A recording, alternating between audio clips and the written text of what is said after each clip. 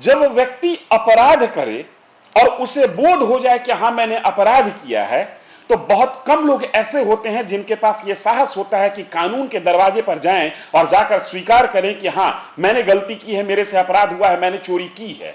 लेकिन हां, कई लोग ऐसे होते हैं जो भगवान के दरवाजे पर, भगवान के चौखट पर जाते हैं और कहते हैं कि प्रभु मेरे से गलती हो गई, मैंने चोरी की है या मैंने गलत किया है। यह सामान्य मनुष्य के लक्षण हैं। लेकिन तब क्या होगा जब भगवान के ही दरवाजे पर चोरी हो जाए?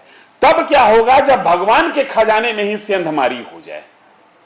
उत्तर प्रदेश राम जन्मभूमि मंदिर में ऐसा हुआ, और ऐसा होने के बाद जब विवाद ने तूल पकड़ा तो उत्तर प्रदेश के मुख्यमंत्री योगी आदित्यनाथ के आदेश पर एक एसआईटी टीम का गठन हुआ, जिसका नेतृत्व लखनऊ के मंडलायुक्त विजय विश्वास पंत कर रहे हैं, जिसमें किरण एस आईपीएस हैं, आईजी रैंक के हैं, और नील रतन विशेष सचिव वित्त, 3 सदस्यीय टीम है। ये इस पूरे मामले की जांच कर रही है।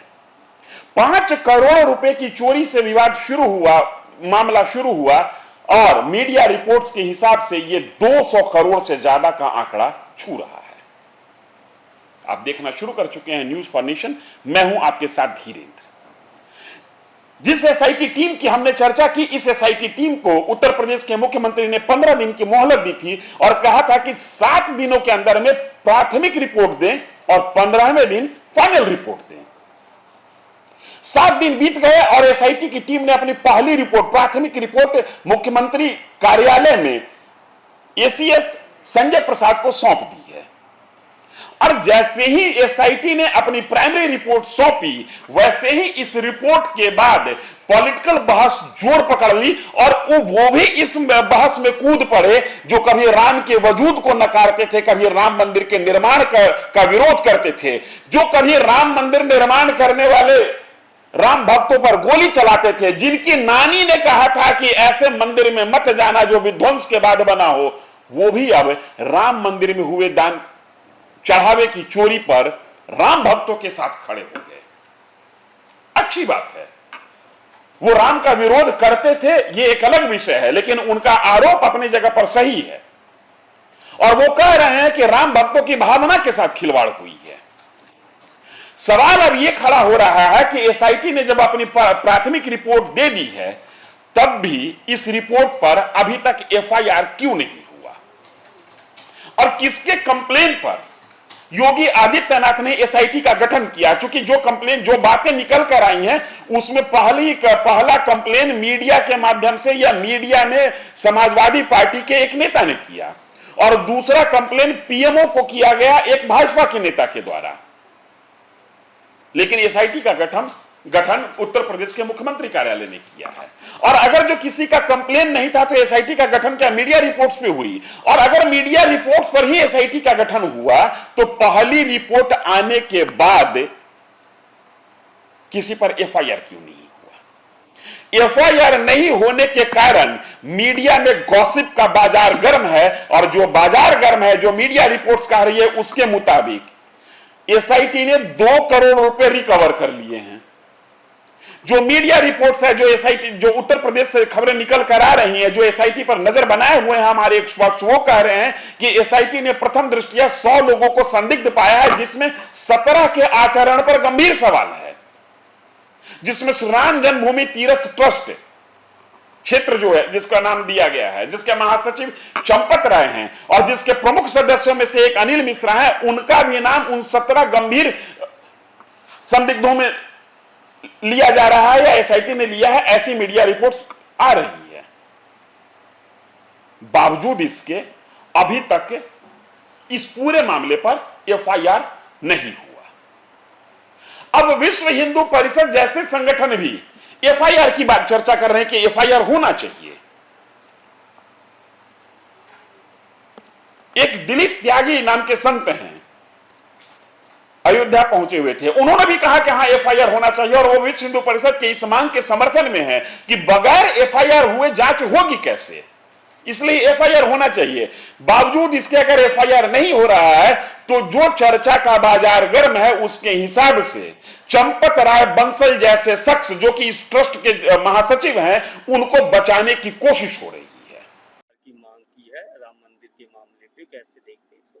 हाँ, मैं उनका स्वागत करता हूँ और धन्यवाद देता हूँ। कम से कम जब भी जागो तभी सवेरा, और इसके लिए मैं उनका हृदय से स्वागत करता हूँ। जिसने भी ये मांग की हो उसका हृदय से स्वागत है, और होना चाहिए एफआईआर। बिना एफआईआर की कौन सी एसआईटी, कौन सी जांच?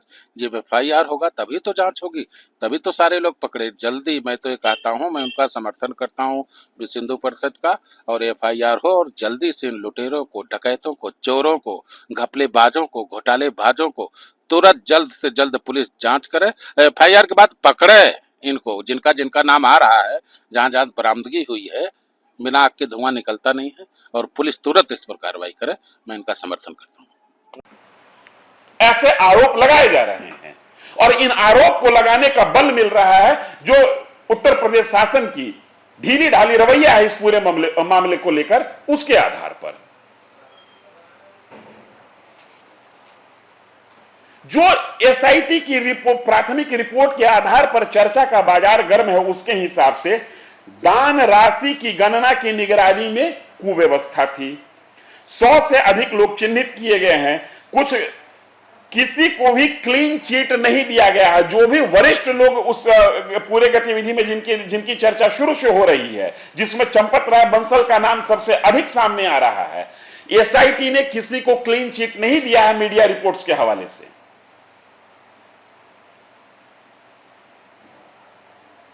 अब एक और प्रश्न खड़ा होता है। जिस तरीके से समाजवादी पार्टी के अध्यक्ष अखिलेश यादव बयानबाजी कर रहे हैं, अखिलेश यादव ने एसआईटी की ही निष्ठा पर सवाल खड़ा कर दिया। अखिलेश यादव ने अपने बयान में कहा कि एसआईटी मतलब शेयर इन थेफ्ट या सेंधमारी इन ट्रस्ट। हम अखिलेश यादव का बयान आपको सुनाते हैं। एसआईटी का मतलब क्या है? शेयर इन थेफ्ट है क्या? कहें सेंध इन ट्रस्ट।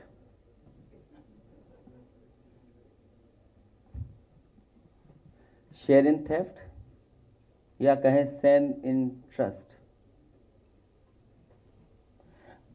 ये महापाप हुआ है और आस्था से खिलवाड़ हुई है। पूरे प्रदेश और देश का जो चढ़ावा था, अंतर्राष्ट्रीय स्तर पे भी चढ़ावा था, और हमारे सनातनी परंपराओं पे प्रश्न लगे हैं। कम से कम आस्था और सनातनी परंपरा से भेदभाव नहीं करेंगे, उसे कम से कम सच्चाई सामने लाने का काम करें। दल इस पे सवाल उठा रहे हैं, कांग्रेस का क्या स्टैंड है? अयोध्या मामले में हमारा स्पष्ट मत है। शुरू से मैं कह रहा हूं कि हाई कोर्ट की सिटिंग जज से समयबद्ध जांच कराइए।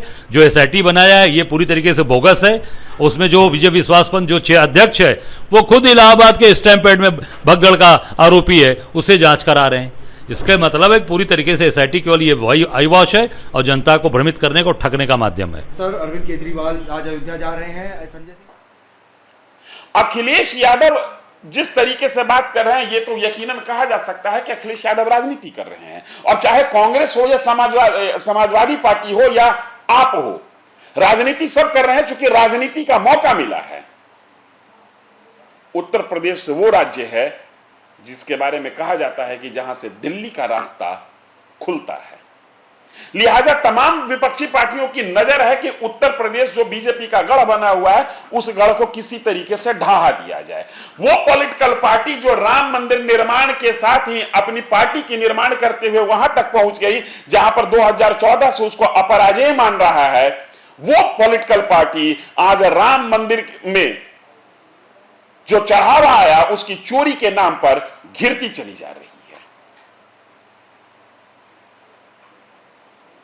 जो टाइमिंग है इस पूरे मामले का, इस पर कुछ एक राजनीतिक एक्सपर्ट का कहना है कि यह टाइमिंग कहीं ना कहीं उत्तर प्रदेश के आने वाले विधानसभा चुनाव की ओर जाता हुआ दिख रहा है, और यह मामला तब तक गर्म रहेगा जब तक उत्तर प्रदेश विधानसभा का चुनाव हो नहीं जाता है। और योगी आदित्यनाथ की शिथिलता प्राइमरी रिपोर्ट आने के बाद भी इस बात के संकेत दे रहे हैं कि शायद शासन अपनों और अपने आराध्य के बीच में फंसी हुई है। आराध्य मैं इसलिए कह रहा हूं कि योगी आदित्यनाथ स्वयं संत हैं, और श्री राम के प्रति उनकी आस्था किसी से छुपी हुई नहीं है। अयोध्या में इस मंदिर विवाद के बाद वो पहुंचे और वहां पर पहुंच के उन्होंने डंके की चोट पर आम लोगों को संबोधित करते हुए कहा कि कोई भी एक बचेगा नहीं, लेकिन जब किसी के खिलाफ एफआईआर दर्ज होगा ही नहीं तो फिर पकड़ाएगा कौन? ये बड़ा यक्ष प्रश्न है।